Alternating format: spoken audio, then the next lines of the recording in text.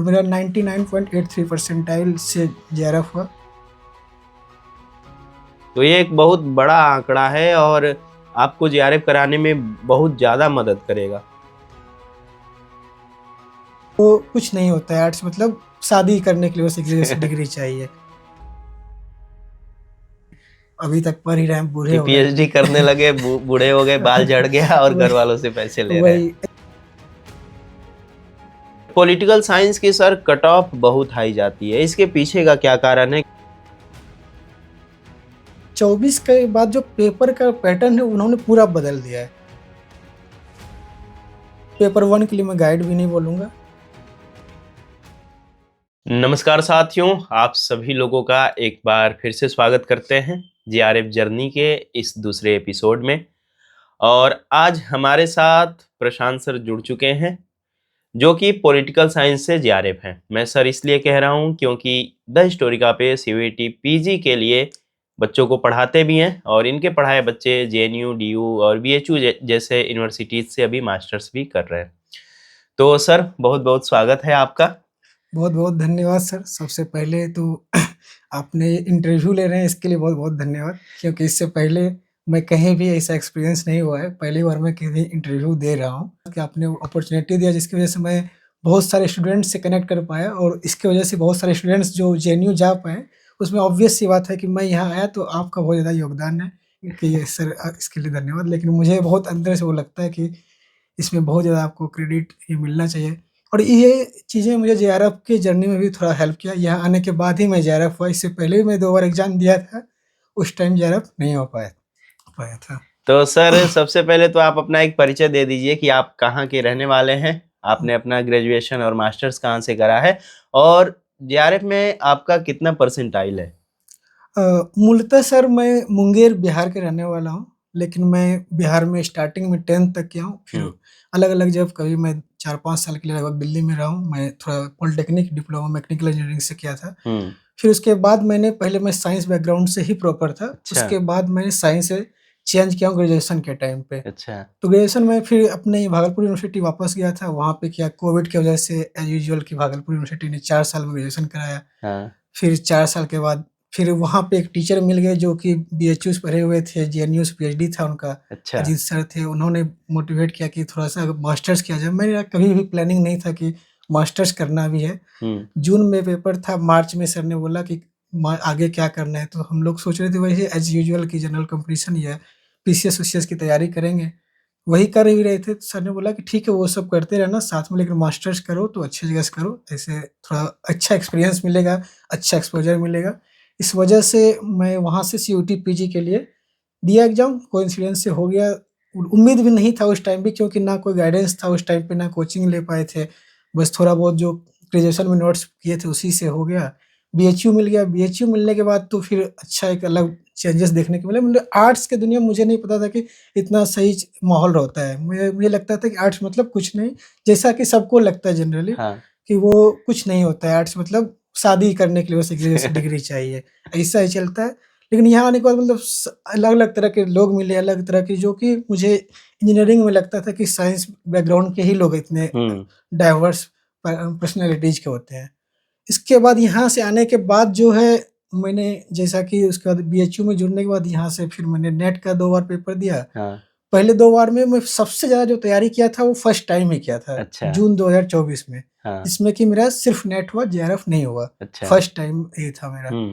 और नेट और जेआरएफ के बारे में मैं जाना भी अच्छे से यहीं आके, जैसे कि मैं हर जगह वहाँ पहुँचने के बाद ही जाने से सीयूटी पीजी का मैं यूनिवर्सिटी के लास्ट ईयर में जाना। अच्छा। वैसे नेट जेआरएफ के बारे में भी यही जाना। जिस दिन मेरा फर्स्ट डे ही था बीएचयू में, डॉक्यूमेंट वेरिफिकेशन सब हो गया था। उसका जो फर्स्ट डे जिस दिन क्लास था, हाँ। तो मुझे राजा राम मास्टर मिला था, राजा राम मोहन राय। तो वहाँ गए थे तो हमारे एक सीनियर थे प्रशांत भैया, उनके पास डायरेक्ट कोइंसिडेंस उनसे मिले थे पहले दिन। तो वही बताए थे कि नेट जेआरएफ ही होता है। वो लोग उस टाइम नेट क्वालिफाइड कर चुके थे। हाँ। तो वहीं से हम लोग नेट जेआरएफ के बारे में जाने, फिर दिए अगले साल। उस टाइम तो दिसंबर में नहीं दे पाए थे, फिर जून में जाके दिए और जून में देने के बाद फिर एक बार नहीं हुआ, दूसरी बार भी नहीं हुआ। सबसे बेस्ट तैयारी मेरे हिसाब से जो मैंने किया वो जून 2024 के लिए किया। उसमें पहली बार एग्जाम दिए तो वो एग्जाम ही कैंसिल हो गया। लेकिन वैसे होता है उस बार नेट भी नहीं, जिसमें जो एग्जाम कैंसिल हो गया। अच्छा। बहुत सारे स्टूडेंट्स कह देते हैं कि जो कैंसिल हुआ उसी में JRF हो जाता हूँ, मैं उसमें नेट भी नहीं होता। अच्छा। उसका रीजन क्या था कि मेरा फर्स्ट मैंने पेपर जब दिया तो मैं सारे क्वेश्चन ही नहीं अटेम्प्ट कर पाया था। हाँ। कि मेरे 10-15 क्वेश्चन ऐसे छूट गए जो कि फिक्स होता है कि सही होना ही होता है, सबका हाँ। होता है, वो पैराग्राफ का होता है। तो वो तो मेरा छूट गया था, तो मुझे उम्मीद तक नहीं हुआ। कोइंसिडेंस से भगवान ने मौका फिर से दिया, कैंसिल होना हाँ। हमारे लिए अच्छा था। तो हमने तैयारी फिर किया, फिर एग्जाम दिया तो नेट हो गए। तो फिर भी लगा चलो ठीक है, नेट तो हो गए। बाकी सीनियर सबको भी देखते थे पहले नेट ही होते थे तभी JRF होते हैं, तो लगा हाँ। कि ठीक है अगले बार तो JRF है ही। लेकिन अगले बार उससे और डाउन हो गया मार्क्स। अच्छा। हाँ, तो फिर निराशा था ये। फिर लेकिन जब लास्ट में खत्म हो गया सेमेस्टर का, क्योंकि दिक्कत क्या होता है कि अगर आप मास्टर्स के टाइम देते हैं जून नेट को, तो हर समय 6 महीने में सेमेस्टर का भी एग्जाम आता है, हर सेमेस्टर 6 महीने में नेट भी आ जाता है। बिल्कुल। और दोनों का सेमेस्टर के साथ-साथ चलते रहता आस-पास ही रहता है। जैसे दोनों का लगता है कि वो भी एक सेमेस्टर का हाँ। एग्जाम है, लेकिन उसका वैल्यू थोड़ा ज़्यादा होता है। तो इस वजह से ये समस्याएँ आती थी। वही सेमेस्टर, और हम लोग क्योंकि उतना ज़्यादा आर्ट्स बैकग्राउंड से पहले नहीं रहे थे और ग्रेजुएशन में भी थोड़े-थोड़े ही कर रहे थे, तो मास्टर्स में भी हम लोगों को लगता था कि कहीं फेल ना हो जाएँ। ये भी डर लगता था। वैसे सीनियर ने आश्वस्त कर दिया था कि हाँ। किसी भी कंडीशन में फेल नहीं होगे, चाहे 1 दिन भी पढ़ के दोगे। तो ये तो आश्वासन था, लेकिन फिर भी अपना डर लगा रहता था। उसका एक रीज़न ये भी था कि मेरा हैंडराइटिंग बहुत खराब है। अच्छा। कि मुझे होता है कि कुछ-कुछ 2-4-5 ऐसे कंटेंट ज़रूर लिखना है जिससे कि मुझे कम से कम वो देख ले और पढ़ ले, मुझे हाँ। कुछ नंबर दे दे, पास कर दे।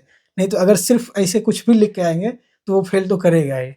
तो ये सारी इतनी समस्याएँ थी। उसके बाद जून में जब खत्म हो गया, मई में सेमेस्टर का एग्ज़ाम खत्म हुआ था 26 मई को, और हम लोगों का एग्ज़ाम जो था आई थिंक 25 जून को था। प्रॉपर 1 महीना मुझे मिला था। उस 1 महीने में मैं घर गया और घर में पूरा 1 महीना वो फुल टाइम मैं उसमें कुछ नहीं कहूँ, 1 दिन के लिए भी कहीं नहीं गया था। वो पूरा 25 दिन जो मिला टाइम उसमें पूरा तैयारी किया। जो चीज़ मैंने पहले से पढ़ के रखा था उसी को किया, एक्स्ट्रा भी बहुत कुछ किया, और मेरा 99.83 परसेंटाइल से JRF हुआ। तो जैसा कि आपने सुना, सर का 99.83 परसेंटाइल पॉलिटिकल साइंस में है, और ये परसेंटाइल लाने के लिए सर को 2 बार जो है नेट होना पड़ा और तीसरी बार में ये JRF हुए। तो सर सबसे पहले, क्योंकि ये इंटरव्यू पॉलिटिकल साइंस के बच्चों के लिए है तो उनको गाइडेंस मिल सके, तो सबसे पहला जो क्वेश्चन होगा हमारा आपसे कि पॉलिटिकल साइंस से अगर कोई बच्चा JRF करना चाहता है तो उसको कितने महीने का एक प्रॉपर टाइम देना चाहिए? क्योंकि मानिए कि वो नेट भी नहीं है, वो डायरेक्ट सोचता है कि पहली बार में हम JRF हों, तो उसको किस तरह से तैयारी करनी चाहिए और कितने महीने का टाइम देना चाहिए? सर मैं इसमें कहूँगा कि अगर कोई बच्चा अच्छी यूनिवर्सिटी से कर रहा है पॉलिटिकल साइंस से, तो उसे तो थोड़ा कम टाइम लगेगा। अच्छा। क्योंकि मैं एज कंपेयर, क्योंकि मैं दोनों यूनिवर्सिटी में रहा हूँ, स्टेट यूनिवर्सिटी में भी रहा हूँ, स्टेट यूनिवर्सिटी के अच्छी यूनिवर्सिटी में मैं रहा हूँ, हाँ। और यहाँ पे भी जो है BHU में रहा हूँ। तो दोनों जगह थोड़ा-सा अलग है कि सेंट्रल यूनिवर्सिटी में एटलीस्ट आपको कितना भी खराब परफॉर्मेंस होगा, एक ऐसा माहौल रहता है कि बातचीत से बहुत सारी जानकारी मिल जाती है। बिल्कुल। और स्टेट यूनिवर्सिटी के बच्चे को ये सब नहीं माहौल मिल पाता है, तो उनको थोड़ा ज़्यादा टाइम देना पड़ेगा। सेंट्रल यूनिवर्सिटी के बच्चे अगर 3 महीना भी प्रॉपर दे देते हैं, बाकी थोड़ा बहुत सारे फैक्टर्स करते हैं काम, कि लक और ये थोड़ा-सा कि एग्ज़ाम का टाइम आपका इस तरीके से क्वेश्चन से डील कर रहा है, वो सब फैक्टर्स को मैं अभी छोड़ के बात कर रहा हूँ। प्रॉपर टाइम देने के बाद है, सिलेबस कंप्लीट करने के बाद, तो सेंट्रल यूनिवर्सिटी के जो बच्चे थोड़ा बहुत पॉलिटिकल साइंस बैकग्राउंड से आ रहे हैं, तो वो 3 महीने अगर सही से कायदे से दे दें, तो वो एटलीस्ट सिलेबस तो कवर कर लेंगे। बिल्कुल। यानी कि जिन्होंने अपना ग्रेजुएशन भी पॉलिटिकल साइंस से करा हो और मास्टर्स भी अपना पॉलिटिकल साइंस से कर रहे हैं, तो इनको जो है 3 महीने का टाइम प्रॉपर उस टाइम पे, जैसे सेमेस्टर एग्जाम टाइम चल रहा है, उन सबको साथ में लेके नहीं, उन सब, अगर आपका सेमेस्टर एग्जाम में जैसे पहले नेट नहीं है, आपने बताया था कि नेट वो नहीं है, कुछ नहीं है, तब की मैं बात कर रहा हूँ। अगर पहले से नेट है, इसका मतलब उनका सिलेबस ऑलमोस्ट कवर है। ठीक है, बस उनको थोड़ा सा आगे बढ़ना है, तो उसके लिए वो PYQ सबके लिए, उनके लिए 1 महीना काफी है। ठीक है। पॉलिटिकल साइंस की सर कट ऑफ बहुत हाई जाती है, इसके पीछे का क्या कारण है? क्योंकि मैं बाकी सब्जेक्ट का भी देखता हूँ, हिस्ट्री का हो गया या फिर सोशियोलॉजी का हो गया, ये सारे सब्जेक्ट्स ऐसे हैं जिसकी कट ऑफ हमेशा पॉलिटिकल साइंस से कम रहती है, लेकिन पॉलिटिकल साइंस की कट ऑफ हमेशा ज़्यादा जाती है, तो इसके पीछे का क्या कारण है? सर इसके कुछ जो ट्रेंड्स 2024 से कट ऑफ जब बहुत ज़्यादा हो रहा है, 2024 से पहले अगर एग्जाम का देखेंगे तो 23 और 23 में अगर जून वाला देखेंगे तो 100 से नीचे है जनरल का कट ऑफ। अच्छा। हाँ, वो 24 के बाद जो पेपर का पैटर्न है उन्होंने पूरा बदल दिया है। वो पेपर जो होता था कि कॉन्सेप्ट बेस्ड, जब कॉन्सेप्ट बेस्ड प्रश्न होता है तो उसमें वही बच्चे अच्छे कर पाते हैं जो कि पूरा प्रॉपर जानते हैं, सब्जेक्ट को जानते हैं, थ्योरी को समझते हैं। लेकिन अब इन्होंने क्या किया, पेपर फैक्चुअल बना दिए। अब यूएन के 50 रहे हैं सेक्रेटरी जनरल, उसमें से बीच में से 4-5 वो उठा लेंगे, उसको कह देंगे क्रोनोलॉजी में अरेंज कर दीजिए। अच्छा, अब वो एकदम से रटने के वाली बात हो गई। बिल्कुल। अब रटने की बात, और ऐसे ऐसे सब्जेक्ट से, ऐसे ऐसे टॉपिक से ज़्यादा प्रश्न पूछते हैं, जैसे कि इंटरनेशनल रिलेशन से, इंडियन पॉलिटी से, तो उसमें वो भी बच्चे अच्छे कर लेते हैं। जैसे मान लीजिए बहुत सारे बच्चे यूपीएससी की तैयारी कर रहे हैं, यूपीएससी की तैयारी कर रहे हैं, वो पॉलिटिकल साइंस में एक्सपर्ट नहीं है, उनको पॉलिटिकल थ्योरीज उतना नहीं पता है, वेस्टर्न थॉट्स नहीं पता है, बट क्योंकि उन्होंने इंडियन पॉलिटी अच्छे से पढ़ा है और इंटरनेशनल रिलेशंस पढ़ा है, और वहाँ से वो फैक्चुअल क्वेश्चंस पढ़ रहे हैं, पूछे जा रहे हैं। और ऐसे बहुत सारे ऑब्वियस है, मार्केट में जो बहुत सारे गाइड्स है अवेलेबल हैं, वहीं से सारे प्रश्न आ जा रहे हैं। तो इस वजह से पॉलिटिकल साइंस में हमारे साथ जितने भी हमारे मित्र हैं बीएचयू के, एक भी ऐसे बच्चे नहीं है मेरे नॉन में जिनका नेट हुआ हो 80 से उनका कम आया हो पेपर 2 में। अच्छा, ठीक है, पहले के टाइम जो हम लोगों के सीनियर भैया देते थे, वो हम लोगों को जो पहले दिन बताए थे कि बाबू 70 लाना पेपर 2 में बेस्ट है, और पेपर 1 में जो है अगर 25 ले आए तो तुम्हारा जेआरएफ रखा हुआ है। ठीक है, जनरल कैटेगरी से वो बोले थे। मैंने लाया था 72 लाया था पेपर 2 में, और 28 लाया था पेपर 1 में पहली बार, लेकिन मेरा जेआरएफ से बहुत दूर था मैं। ठीक है, क्योंकि पूरा पेपर का पैटर्न ही चेंज हो गया था। 23 का पेपर और 24 का पेपर, दोनों में बहुत डिफरेंस है। और 24 के बाद जितने भी पेपर हुए एक पैटर्न पे बना रहे हैं। अब जैसे कि बच्चों को पता है 24 के जून में पेपर जैसा आया है, पहले जो कैंसिल हुआ तो बच्चों को लगा कि अब जो पेपर आएगा शायद कुछ अलग आएगा। नहीं आया, सेम पैटर्न आया। फिर लगा कि अब दिसंबर वाले में अलग आएगा, फिर नहीं अलग हुआ, फिर वही पैटर्न। फिर लगा कि जून वाले में अलग हुआ, फिर भी नहीं अलग हुआ, एकदम से वही पैटर्न पे। अच्छा, तो अभी जो लोग दिसंबर में नेट का एग्जाम देंगे तो क्या लगता है कि पेपर का पैटर्न बदलेगा, या फिर अभी जो पिछले 2-3 बार से जो नेट का एग्जाम हो रहा है 2024 जून के बाद से, या फिर वही पैटर्न रहेगा? मुझे लगता है कि पेपर का पैटर्न क्या होगा ये तो एग्जैक्टली कोई कह नहीं सकता कि पैटर्न बदलेगा कि नहीं बदलेगा, लेकिन फिर भी जो तैयारी करनी चाहिए, आपको दोनों कंडीशंस के लिए तैयार रहना चाहिए। आपको थ्योरी, अगर थॉट्स, ये सब भी अच्छे से देख लेना चाहिए, और पेपर के पैटर्न को जरूर फॉलो करके ही चलना चाहिए। मान के चलना कि वही पेपर का पैटर्न वही रहे। बाय चांस नहीं आता तो बैकअप के लिए आप उन चीज़ों को भी कर सकते हैं। जो 23 वाला लेवल था पेपर का पैटर्न, उसके अकॉर्डिंग भी तैयारी कर सकते हैं, क्योंकि 23 और 24 वाले में दोनों में बहुत डिफरेंस है तैयारी में। अच्छा, 23 वाले में आपको अंडरस्टैंडिंग बनाना पड़ेगा पेपर में, और 24 वाले में आपको बस रटना पड़ेगा। हाँ, सारी चीजों को याद करना पड़ेगा। ठीक है सर, तो आपने बताया कि किस तरीके से जो है जेआरएफ क्वालिफाइड करना चाहिए, कितना टाइम देना चाहिए, लेकिन काफी सारे बच्चे जो हैं वो चाहते हैं कि अलग अलग टॉपर्स को सुने जिनका जेआरएफ हुआ है, और वो मुझे कुछ ऐसे बुक्स सजेस्ट करें या कुछ ऐसे मटेरियल सजेस्ट करें जिससे कि वो अपनी तैयारी और आसान बना सकें। तो पेपर 1 और पेपर 2 के लिए आप, जो लोग भी आपका इंटरव्यू देख रहे हैं, आप उनको क्या कहना चाहेंगे कि कहाँ से ये लोग इसको पढ़ें और कहाँ से देख करके अपनी प्रिपरेशन करें? सर, इसमें मैं 2 तरीके से बताना चाहूँगा। जिनके पास जो अभी दिसंबर को टारगेट कर रहे हैं, उनके पास अब टाइम बहुत कम है, तो उनको प्रॉपर बुक को अभी फॉलो मेरे हिसाब से तो नहीं करना चाहिए। ठीक है, उनके लिए 2 चीज़ मैं बताऊंगा। या तो जो गाइड अवेलेबल हैं, ठीक है, पेपर 1 के लिए मैं गाइड भी नहीं बोलूँगा। पेपर 1 के लिए मैं यूट्यूब के वीडियोज़ हैं, वही बोलूँगा, वो काफ़ी है, सफिशिएंट है। और उसके लिए गाइड में अगर आपको एक चीज़ जाना है, जो मेरे अकॉर्डिंग नेट जेआरएफ में सबसे जो सक्सेस का मंत्र है, जो कि सर ने भी, बसंत सर ने पहले पिछले क्लास में, पिछले इंटरव्यू में बताया था कि पीवाईक्यू, वो ब्रह्मास्त्र है। बिल्कुल, चाहे वो पॉलिटिकल साइंस के लिए हो या पेपर 1। पेपर 1 के लिए तो और ज़्यादा है मेरे हिसाब से। मेरा जो पेपर 1 में मार्क्स इस बार बहुत ज़्यादा बढ़ा है, उसका एक ही रीजन है कि इससे पहले मैं थ्योरी तो पूरा कंप्लीट किया था दोनों बार पहले भी, लेकिन मैं जो नहीं कर रहा था वो पीवाईक्यू पे बहुत ज़्यादा टाइम नहीं दे रहा था। इस बार मैंने जो अलग किया, बस एक ही चीज़ किया कि मैंने 5 साल के लगभग, मुझे लगता है 5 साल का मतलब लगभग 20 से 25 पीवाईक्यू पेपर 1 का पूरा कवर किया। 5 साल मतलब अलग अलग शिफ्ट का जो एग्जाम होता है दूसरे पेपर का भी, उसको भी मैंने किया था। लगभग 5 साल का पीवाईक्यू किया था, तो उससे पूरा आइडिया लग जाता है कि क्वेश्चन जब पूछते हैं तो कहाँ पे कैसे क्वेश्चन पूछते हैं, कहाँ पे गलत करते हैं, कहाँ पे क्या सही करते हैं, तो वो ओवरऑल आइडियाज था। मुझे लगता है एटलीस्ट पेपर 1 में मेरा जैसे 42 सही है पेपर 1 में। अच्छा, आपका कितना सही हुआ था? 42? 42 पेपर 1 यानी में 50 में 42 क्वेश्चन आपने सही किया 42 था। सही था। तो ये एक बहुत बड़ा आंकड़ा है और आपको जेआरएफ कराने में बहुत ज्यादा मदद करेगा। और पॉलिटिकल साइंस अगर आपका सब्जेक्ट है तो पेपर 1 में अच्छा लाना कंपलसरी है, कंपलसरी है। क्योंकि पेपर 2 में सब 80 पार हैं। अच्छा। पेपर 2 में कोई 80 से नीचे रहते ही नहीं है। हाँ। जितने भी हमारे, इवन हमारे मेरे एक दोस्त हैं, आयुष नाम है, साथ ही रहते रूम पार्टनर, वो उनका इतना पेपर 2 अच्छा है कि वो लगातार कंसिस्टेंट रूप से 85 प्लस रहते हैं। अच्छा। मतलब 86, 87, 88 इस तरह के उनके पेपर 2 में आते हैं।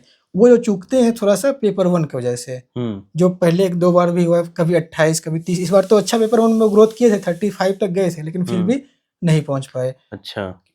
पेपर 1 बहुत ज़्यादा डिसाइडिंग फैक्टर होगा अगर आप पॉलिटिकल साइंस से कर रहे हैं। पेपर 2 में तो आपको है कि अच्छा रहना ही है, उसमें आप कम नहीं रह सकते हैं।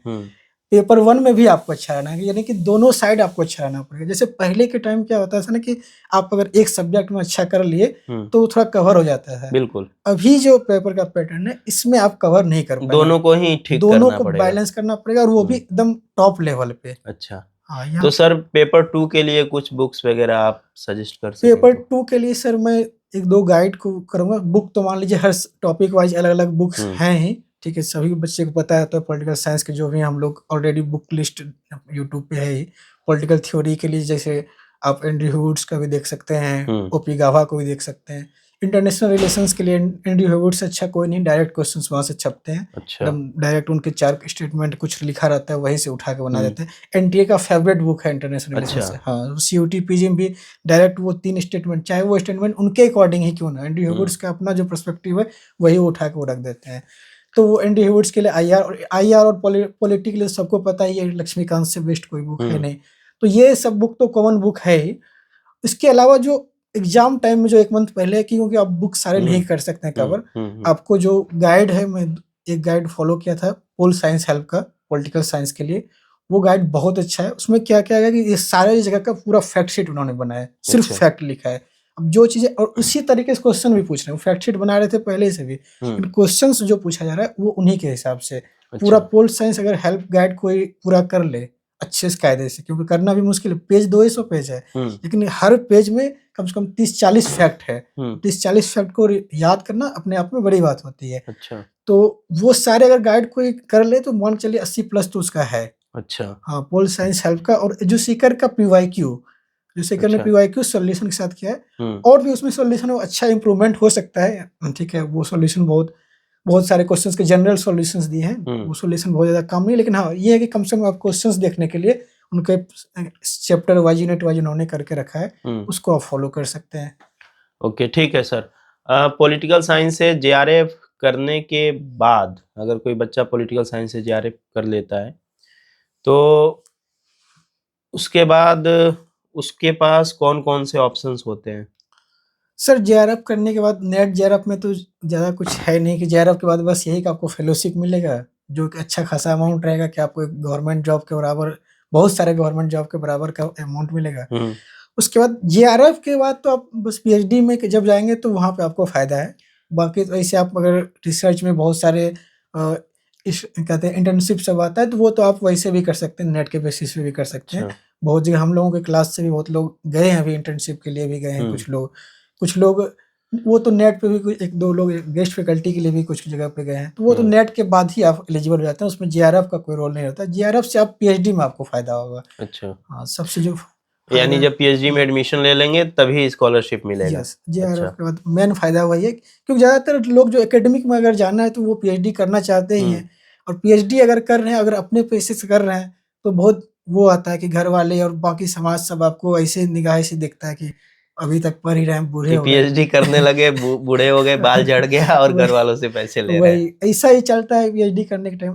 अगर आपको फेलोशिप मिल रहा है तो आप जब पैसे दे रहे हैं तब फिर कहते हैं नहीं कुछ बड़ा कुछ कर रहा है। और उसमें कुछ पैसे आप घर वालों को भी दे रहे हैं कि अरे इनको ये तो ऐसा पढ़ाई कर रहे हैं जिसके लिए सरकार इनको पैसा दे रही है। आज तक सरकार को लोग पैसा देते हैं पढ़ने के लिए, इनको सरकार ही दे रही है, तो ये थोड़ा सा अलग हो जाता है इसके बाद। और इसके बाद पूरा सिचुएशन बदल जाता है। पीएचडी करने में फिर आपको आनंद आएगा, मजा आएगा, जो कि ऐसे नॉर्मल बिना जीआरएफ का नहीं आएगा। अच्छा ठीक है सर, पॉलिटिकल साइंस पे अगर हम बात कर लें तो पॉलिटिकल साइंस के किस किस टॉपिक पे बच्चों को ज़्यादा फोकस करना चाहिए?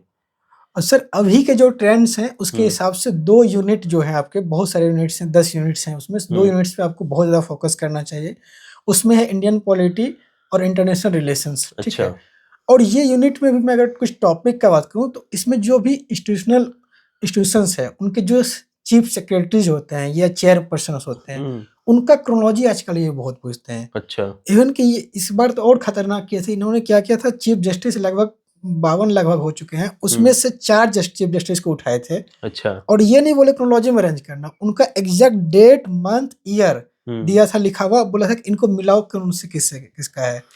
इस तरह के वो क्वेश्चंस पूछ रहे हैं। तो आपको मतलब देखिए, हम क्रिटिसाइज़ कर सकते हैं लेकिन हमें तो एग्ज़ाम निकालना है। बिल्कुल, तो मैं पहले बार क्रिटिसाइज़ करके देखा था लेकिन कुछ हो चेंज तो हुआ उससे नहीं। उससे कोई फायदा नहीं तो है, अब वो जो पैटर्न पढ़ना ही है पड़ेगा। आपको वही करना पड़ेगा और सही ये बात सब है। चीज़ एक दिन में याद हो नहीं सकता है। हाँ, तो मैंने एक सिंपल अपना रूटीन क्या बनाया था लास्ट के 1 मंथ में, कि ये सारे पद को जितने जैसे क्वेश्चंस बने थे और जिससे बन सकते थे, हाँ, सबको मैंने 1 डेढ़ पेज में लिख लिया था। हाँ, और सबका मैंने क्या कहते हैं, क्रोनोलॉजी में लिखा नहीं था, उस सबका पीडीएफ में बना के डॉक्यूमेंट में सेव कर लिया था।